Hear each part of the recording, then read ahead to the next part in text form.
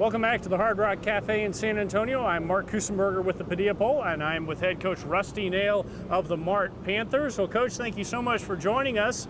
And let's go ahead and get this out of the way.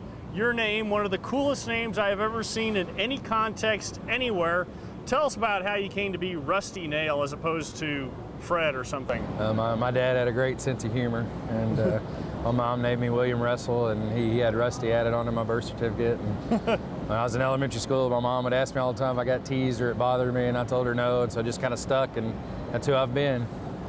Hey, Coach, you have a couple of sons that I sense you didn't inflict a similar sense of humor upon, and now they get to play football for you this year. That must be terrific. It's been really great. Colin, this will be his fourth year to play for us. He's a four-year starter, and my middle son, Bryson, he'll be a junior. He was our center and kicker last year.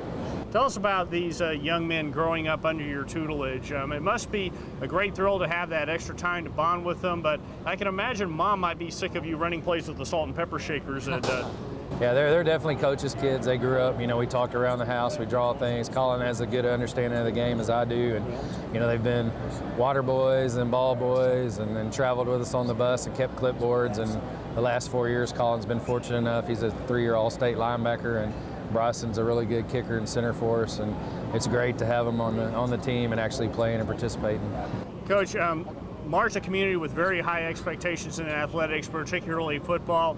Tell us about not just your sons, but all your players growing up with those expectations. Yeah, well, the town's had high expectations because it's one of the top 10 winningest programs in Texas. They've been successful for years, won 5 state championships, played in 9, and the expectations are that you're going to be good in football every year, and you don't talk of district championships, you talk of state championships. So the bar is set high, and it's our job to go out there every day and make sure we're giving those kids every opportunity to reach that bar.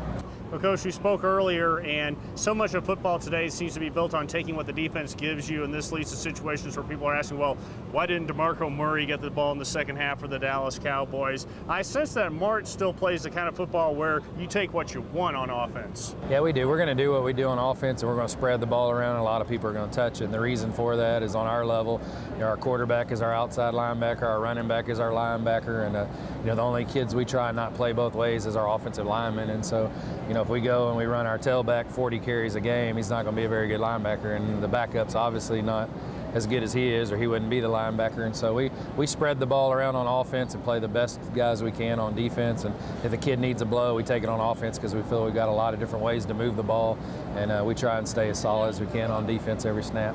Well, Coach, Mart's not going to sneak up on anybody. They've had the great program, so you do have the challenge scheduling non-district opponents. As a result, you always have a very strong schedule. Tell us about the challenges and the advantages that gives the Panthers. Well, we do have a hard time scheduling schools of our size, and so therefore we play larger schools and we play very competitive schools, and I don't worry about getting beat in preseason. I think every once in a while it's good to knock us down a level or two, and I want to know that when we get into that district schedule and into the playoffs that we've seen as good of football teams as we're going to see into middle December. And I think, even though like last year we've gone 10-4 and we've won a state championship and 15-1, that those games prepare us for what's going to happen later in the year.